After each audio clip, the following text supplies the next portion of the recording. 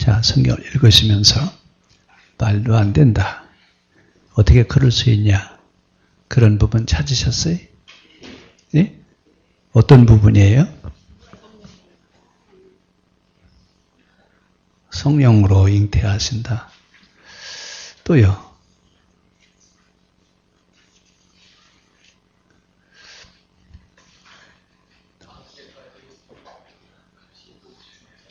예. 나을 때까지, 장로님 한술 더 뜨시네. 또요? 예? 자, 지금 이제 우리가 신약성경으로 들어가면서 그 시대 사상을 좀 이해를 하셔야 됩니다. 어제 저녁에 성경 공부하러 오신 분들은 덤으로 그 얘기를 들으셨는데, 우리가 그 시대가 어떤 사상을 가지고 있었는지, 어떤 사고를 가지고 있었는지, 이걸 좀 이해를 하시면 쉽게 이해할 수 있는데, 그렇지 않으면 말도 안 된다. 어떻게 그런 일이 있냐? 이치에 맞지 않는다. 아니, 상식적으로 생각해봐라. 어떻게 그런 일이 일어날 수 있느냐? 이제 그 제일 큰 문제가 성령 잉태설입니다. 그렇죠? 자, 이건 우리는 어때요? 원리와 이치에 맞아요, 안 맞아요? 맞아요? 안 맞는데 왜 여러분 한 번도 질문을 안 해요? 믿음이 없으니까. 아니, 그럼 믿음이 있으면 이걸 믿을 수 있어요? 예? 이해가 안 가도 가만히 있는다. 믿음이 없다고 하실까봐. 그래서 믿음이 있어서 가만히 계신 거예요? 그럼 믿음 없는데도 가만히 있는 거예요?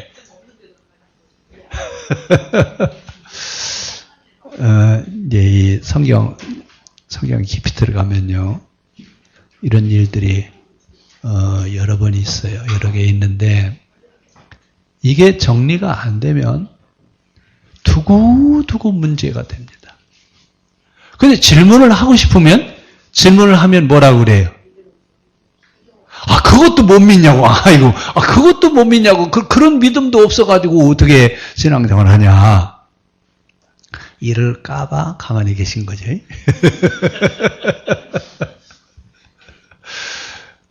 사실 저도 성경을 읽으면서 이런 문제들을 어떻게 해결을 할까? 어떻게 해결해야 이런 문제를 해결할 수 있을까?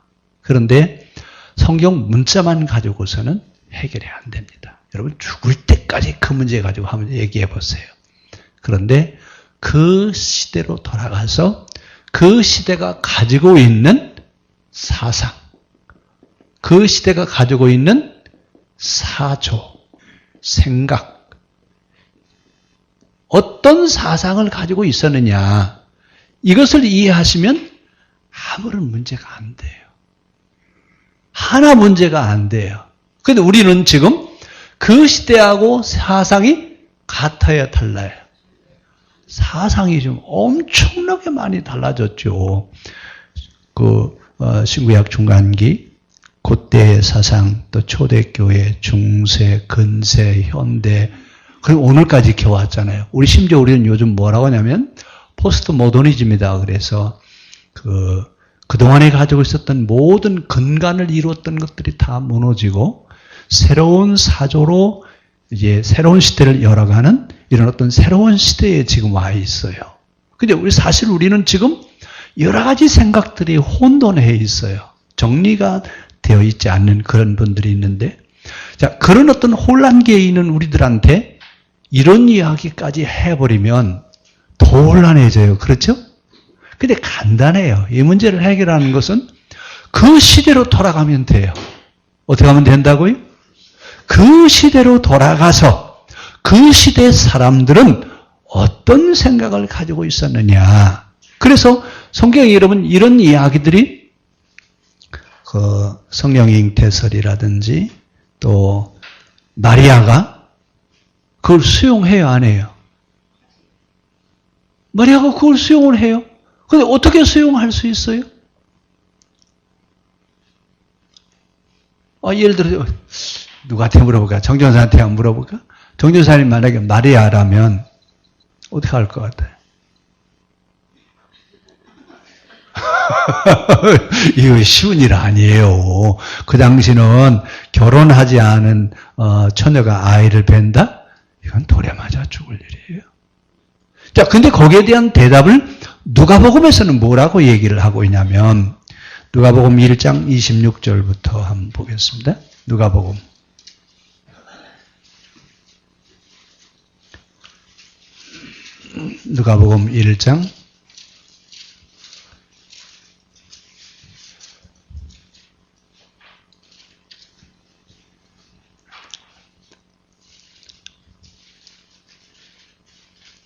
1장 26절 한번 보세요.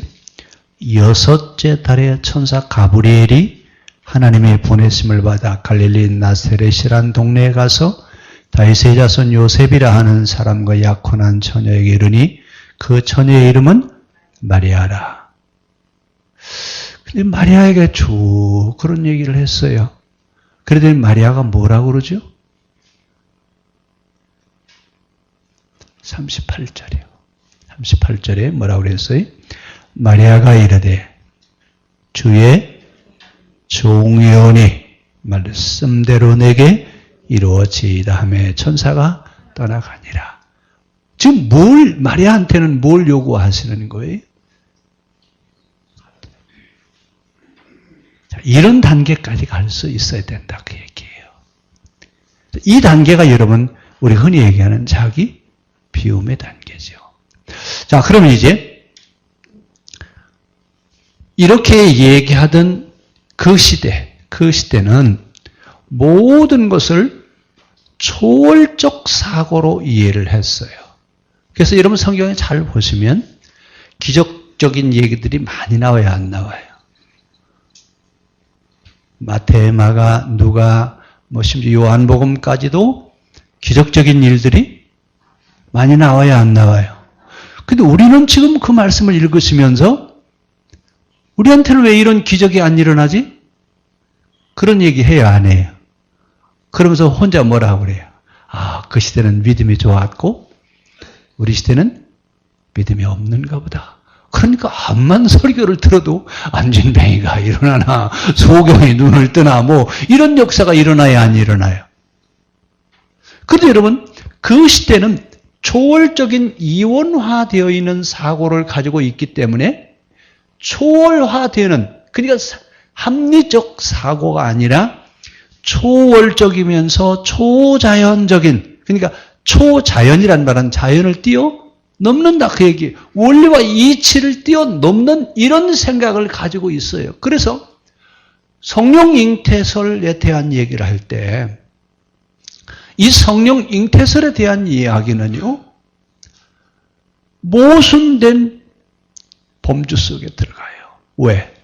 우리의 이치, 우리의 생각으로는 맞아요, 안 맞아요? 맞는 얘기가 아니에요. 모순이에요.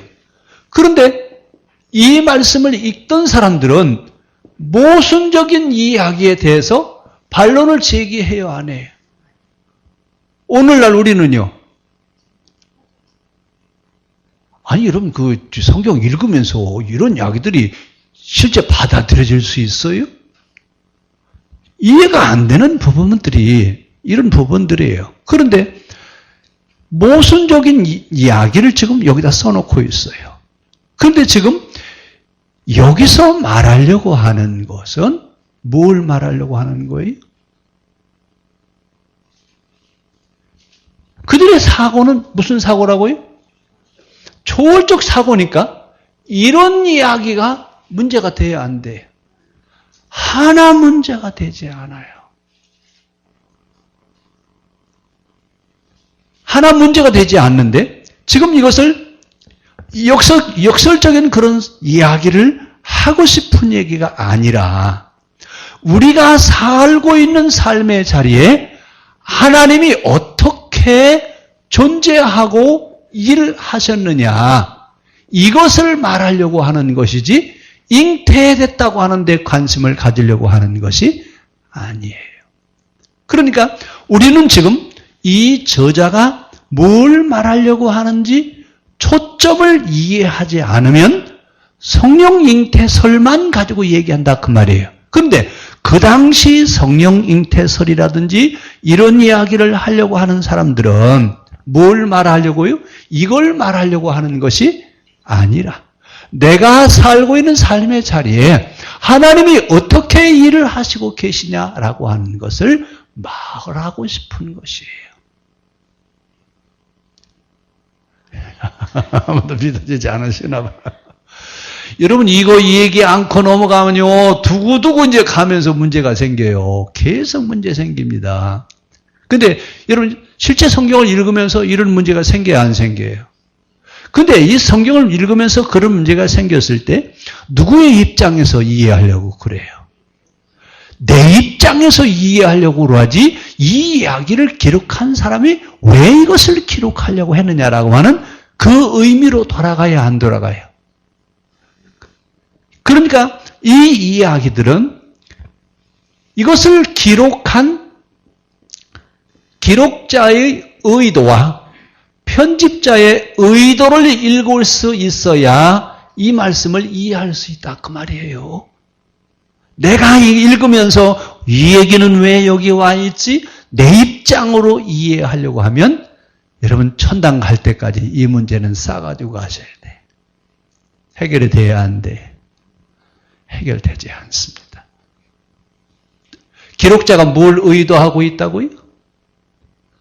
우리가 살고 있는 삶의 자리에 하나님이 어떻게 역사하시고 있었느냐라고 하는 이것을 말하고 싶지 처녀가 잉태했다라고 하는 것을 말하고 싶은 것이 아니라고 하는 거예요. 근데 우리는 어디에 초점을 맞춰요?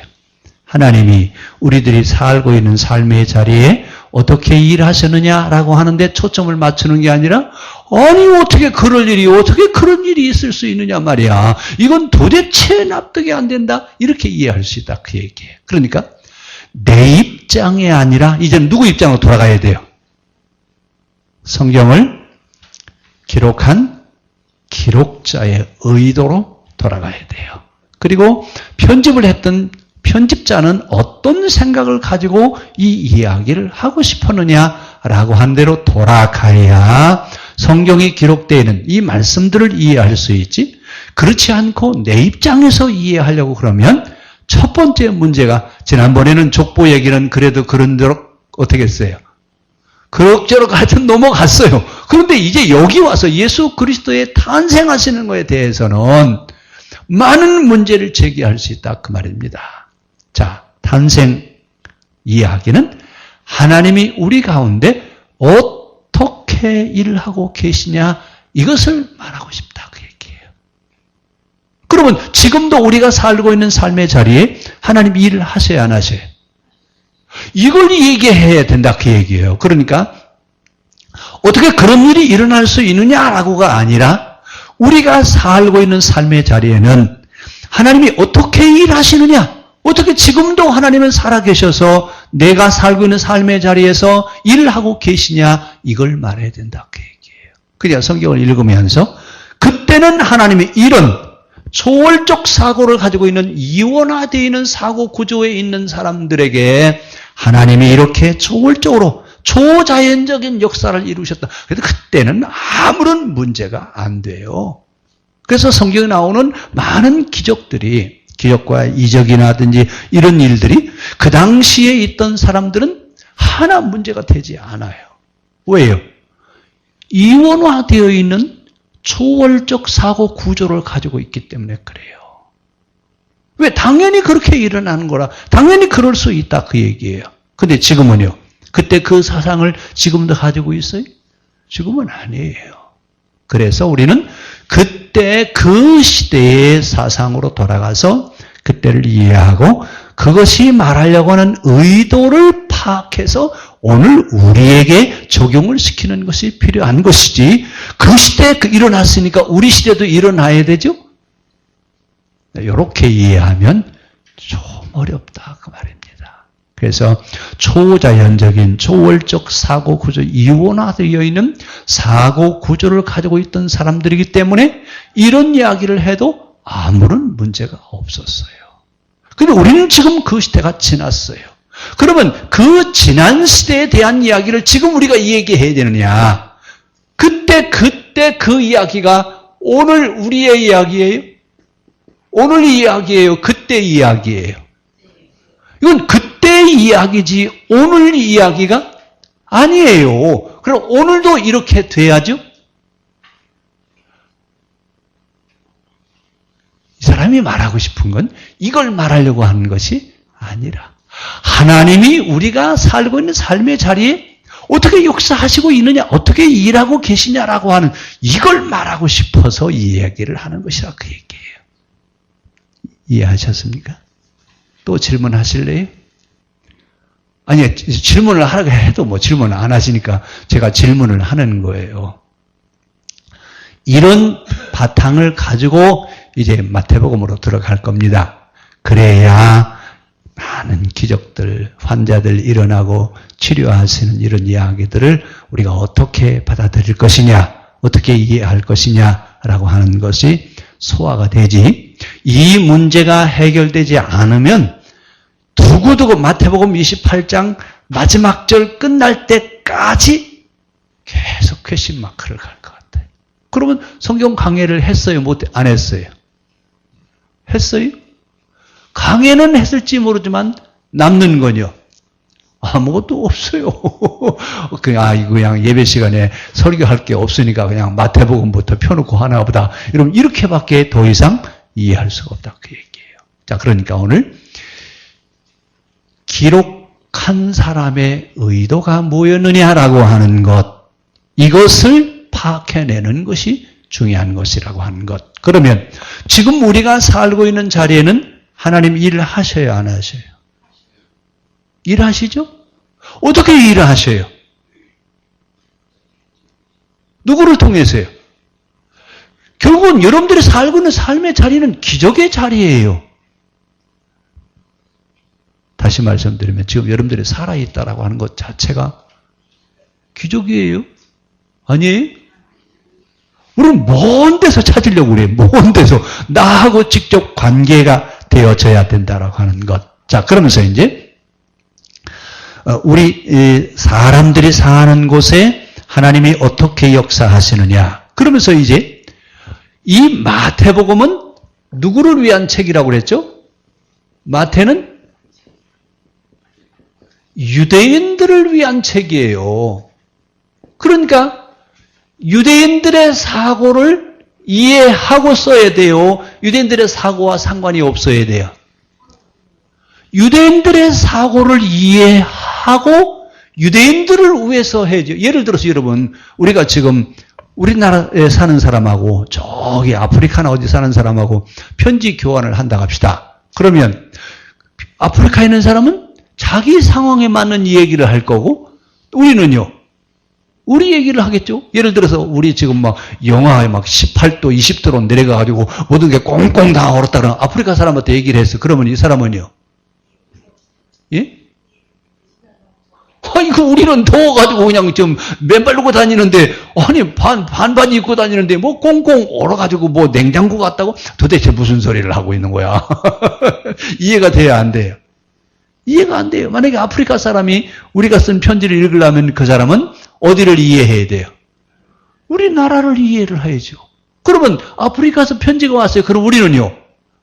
아프리카 그 사람들의 상황을 이해하고 읽어야 돼요. 그래야 해석할 수 있어요. 자, 제가 예를 잘 들었어요? 그러니까 그 시대로 돌아가야 돼요. 그러면서 마태복음은 유대인들이 가지고 있는 사고를 가지고 유대인들에게 지금 하고 있는 겁니다. 그러니까 그 당시 신구약 중간기에 있었던 그들의 사고는 초자연적이면서 초월적인 하나님 사상을 가지고 있어요. 그런데 초월적이면서 초자연적이라고 그러니까 그럼 모든 신이 다 그렇지 않느냐? 이러니까 마태는 하나님은 어디에 계시냐? 어디에 계세요? 하나님 어디 계시다고요? 하늘에 계시다. 더 어려운 건, 자, 그러면 하늘은 도대체 어디가 있어요? 하늘이 어디 있어요? 위에? 위에 어디? 어디 뭐 달나라하고 금성하고 뭐 화성하고 그 중간쯤에 하늘나라가 있습니까? 예?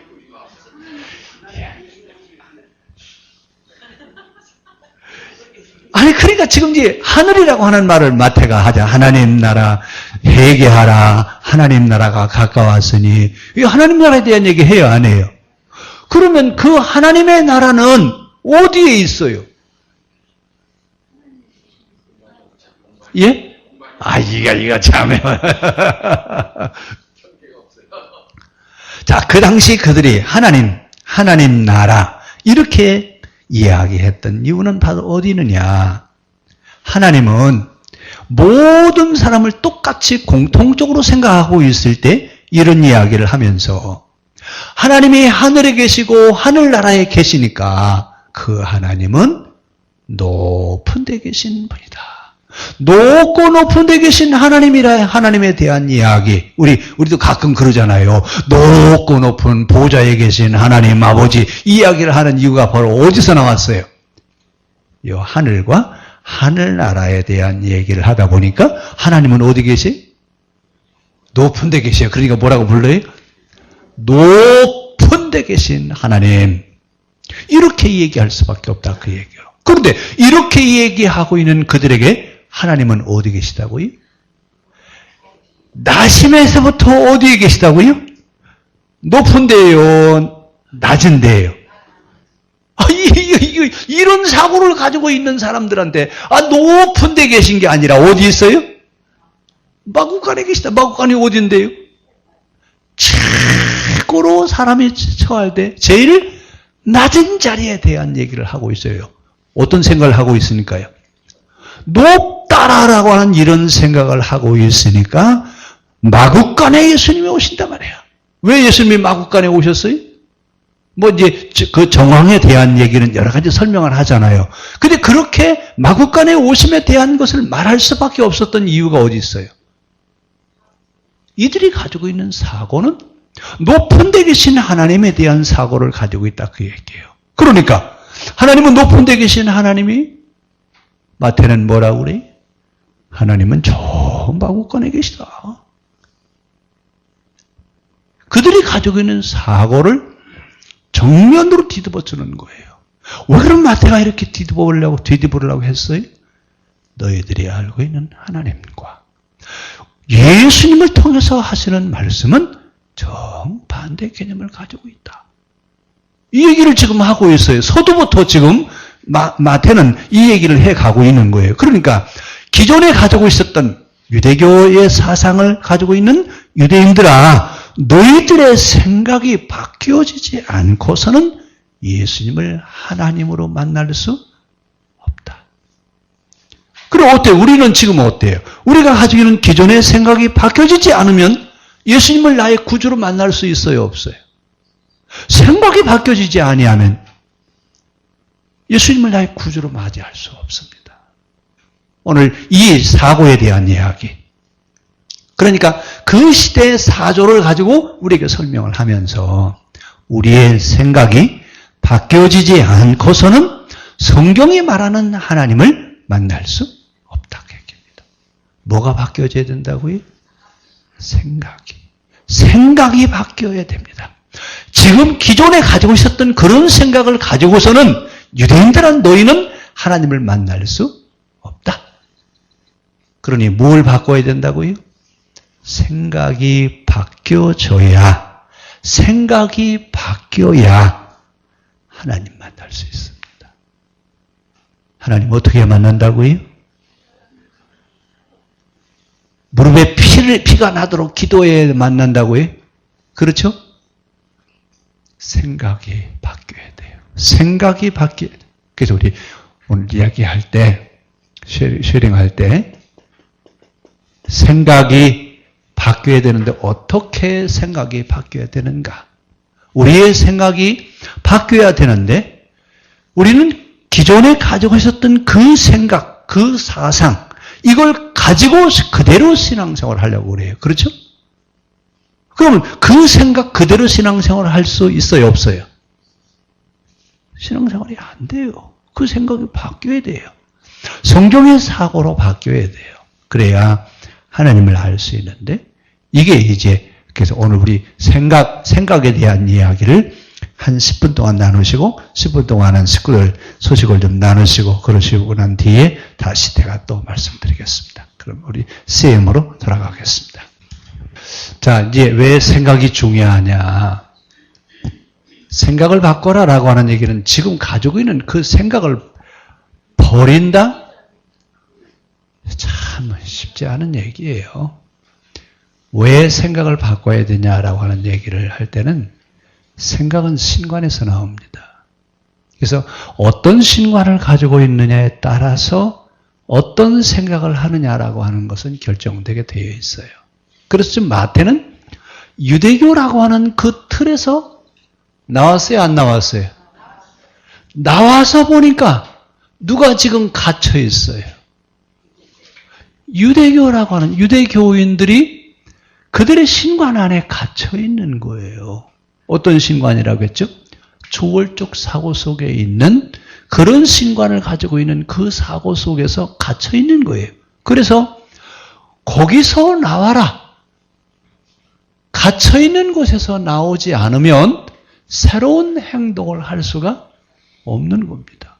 그러니까 지금 유대교라고 하는 그 종교 속에서는 새로운 생각을 할 수 있어요? 없어요?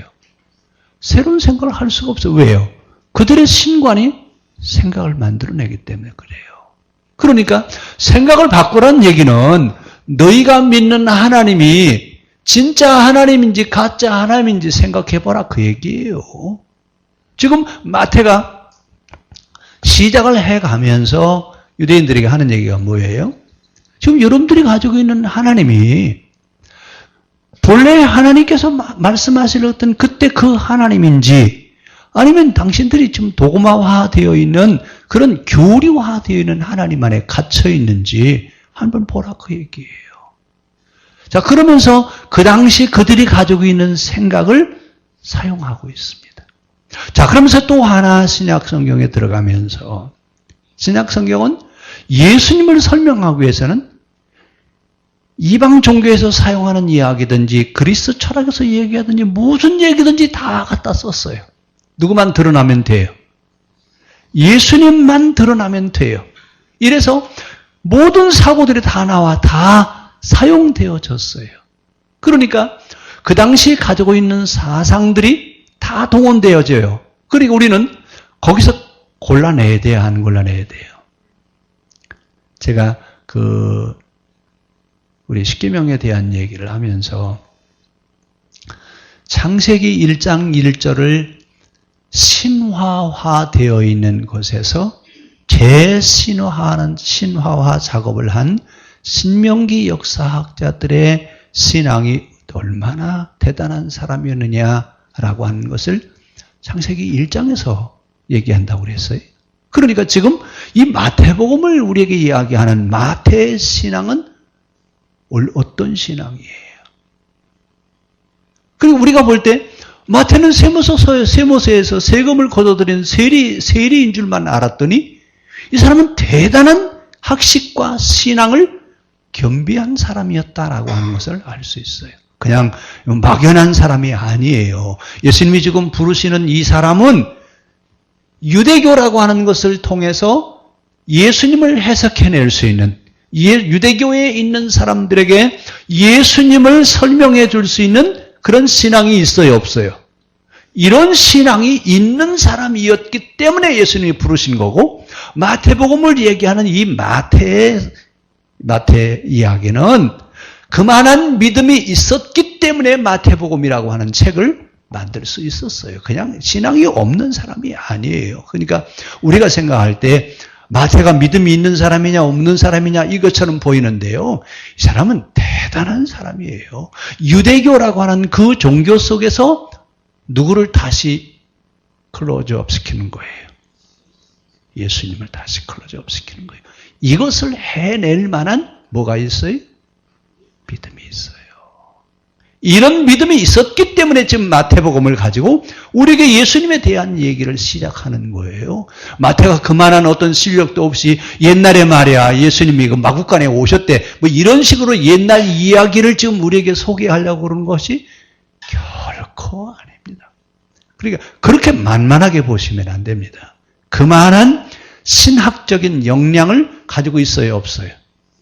그만한 역량이 있기 때문에 지금 성경으로 편집을 해놓은 거예요. 그러니까 이거 여러분 옛날 얘기를 읽는다고 생각하시면 안 됩니다. 마태가 예수님에 대한 이야기를 마태는 이렇게 예수님을 보고 만났다. 이렇게 쉽게 얘기할 만한 얘기가 아니에요. 그만한 신학, 그만한 믿음, 학식이 다 갖춰져 있는 사람이었기 때문에 예수님이 그를 불러내셨고 불러낸 마태는 예수님을 따라다니면서 누구를 해석해내는 거예요. 예수님 그분이 어떤 분이냐라고 하는 것을 지금 우리에게 소개하고 있어요. 이건 마태복음에 나와 있는 예수님은 전적으로 누가 만난 예수님이에요? 마태가 만난 예수님이에요. 근데 마태는 지금 마태가 임마누엘 하나님에 대한 얘기하죠. 그렇죠? 마구간에 오신 예수님에 대한 얘기예요. 이건 누구의 시각으로 본 거예요? 마태의 시각으로 보니까 이야, 우리에게 오시는 메시아는 높은 데 계신 그런 이런 메시아가 아니라 가장 낮고 천한 곳에 오시는 메시아시라구나. 누구의 시각으로 봤다고요? 마태의 시각으로요. 그러면 지금 마태복음은 마태의 시각으로 봐야 왜 마태복음이 기록되어 있고 왜 무엇을 우리에게 말하려고 하는지 마태의 입장으로 돌아가서 이해를 해야지 내 입장에서 마태를 보면 마태복음을 보면 누구 마태복음이에요? 내 마태복음이에요. 마태복음에 마태에 의한 복음서가 아니라 나에 의한 복음서가 돼버려요. 그러니까 정확하게 그러면 우리가 그만한 마태보다도 훨씬 더 예수님을 더 정확하게 읽어낼 수 있는 그런 신앙적인 눈이 있다면 마태복음이 아니라 누구 복음이어야 돼? 나의 복음이어야죠. 그런데 우리는 이 마태를 읽어가면서 마태라고 하는 사람은 신앙이 전혀 없는 사람 같은데 대단한 믿음을 가지고 있는 그런 신앙인이었다라고 하는 것을 볼 수 있습니다. 그러니까 지금 마태복음을 읽으면서 우리는 누구의 신앙보다도 나아야 돼요? 마태의 신앙보다도 우리는 더 나아야 돼요. 왜요? 마태는 지금부터 몇 년 전의 사람이? 2000년 전에 마태가 예수님을 이렇게 읽었는데 우리는 우리의 시각에서 내가 만난 예수님을 말할 수 있어야 돼요. 그러니까 신앙에 대한, 그러니까 성경은 신앙에 대한 책이지 역사책이 아니라고 하는 거예요. 그렇죠? 그러니까 여기서 우리는 신앙에 대한 얘기하면 누구를 말해야 돼요? 하나님을 말해야죠. 하나님을 말한다는 얘기는 뭐가 달라졌다는 얘기예요? 생각이 달라졌다는 얘기예요. 생각이 달라지지 않는 생각 가지고서는 하나님을 말할 수 있어요? 보이지도 않죠. 보이지도 않죠. 자, 그러니까 이제 성령 잉태했다라고 하는 이야기는 유대인적인 입장에서 유대인들에게 이야기하는 거예요. 예수님은 어떤 분이라고요? 마태는 유대적인 사고, 그 시대에 이런 사고를 가지고 있는 사람들에게 누구를 얘기하는 거예요? 예수님을 지금 얘기하는 거예요.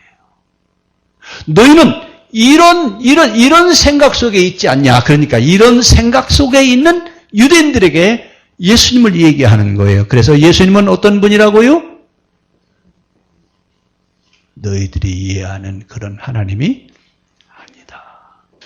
너희들은 하나님을 지금 이렇게 높은 데 계신 하나님이라고 그렇게 이해하고 있는데 그 하나님은 어디에 계신 하나님이?